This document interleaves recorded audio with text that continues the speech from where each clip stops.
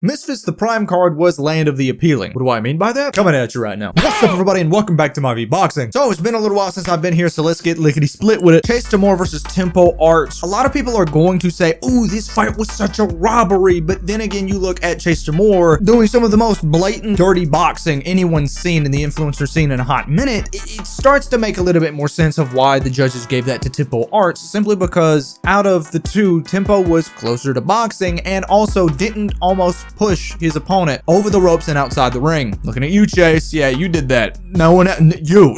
Next, we've got Swarms versus Ed Matthews. Good Lord, this fight went by as quickly as my spurts of positivity, dog. I mean, I'm pretty sure that was a 30-second knockout in the favor of Ed Matthews. Maybe he can get that run back with Ed Matthews, but we'll just have to wait and see. Winterson Nunes versus my mate Nate. Winterson's defense was a lot better than the last time we've seen him, but also at the same time, his defense was better, but his offense was lacking. My mate Nate was just able to get those jabs out and score a lot more than Winterson Nunes was. He was actually setting up his shots, you know, setting up combos. Meanwhile, Winterson Nunes was more focused on those power shots, I'm guessing looking for the knockout, which awarded my mate Nate with a unanimous decision victory. Up next is the infamous Anthony Pretty Boy Taylor versus King Kenny fight. Whoo, this fight went exactly the way I predicted, and y'all thought I didn't know what I was talking about. Out of here with that. Anthony Taylor's whole game plan was the exact same that he had against Salt Poppy, which clinch, get some body work in, get out, get back in. I'm pretty sure there was even a clip from Fox the G's channel. You know, he's sitting on the ropes, right? And he just happens to look over, smile, and then look back all serious. The man is a genius. I can understand why a lot of people did say that that was a boring fight because not a whole lot happened. Same way in the Salt Poppy fight that Anthony Taylor had earlier. But at the same time, Anthony Taylor did what he does best, got in there, made it a scrap, like I said he was going to,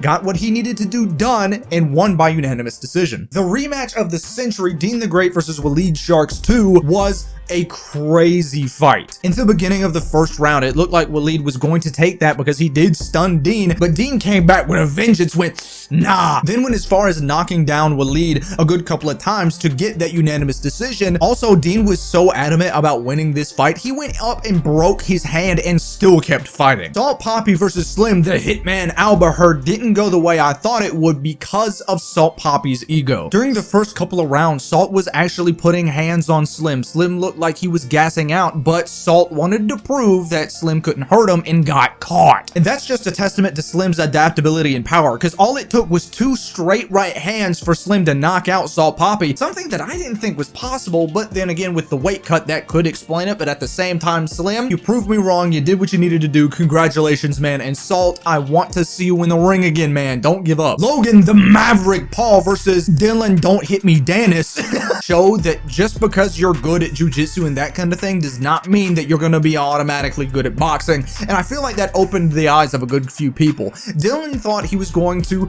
wear out Logan and then maybe throw some haymakers and knock Logan out, but Logan was more calm. He had the better boxing ability, was pacing Dylan up during the entire fight. And speaking of which, to break away for a second, do you realize how annoyed you gotta make somebody for them to 1, try to double leg takedown you in the middle of a boxing match, fail, 2, try to guillotine chokehold you and fail again, and then try to swing on your security guards and miss?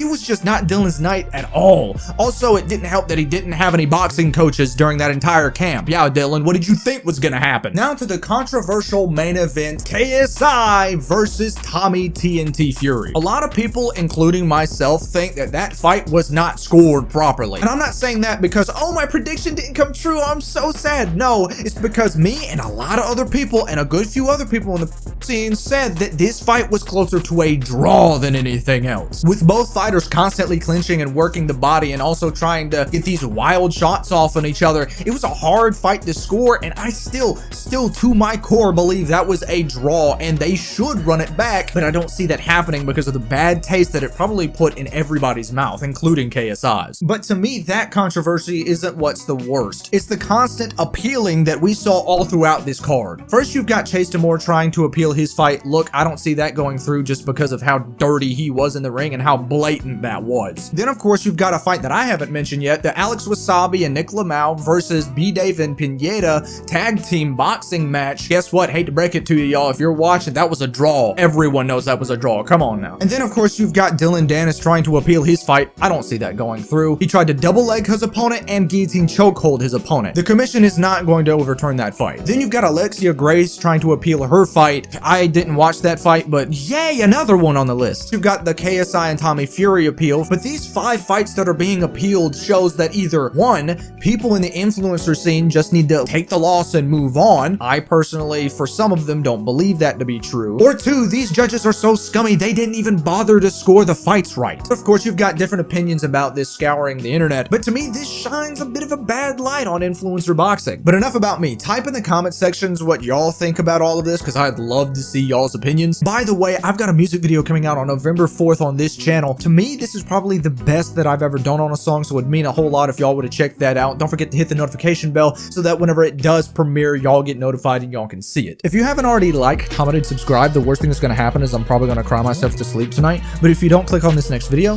KSI is coming for you in your sleep. I just hope we get some good news about all of this soon.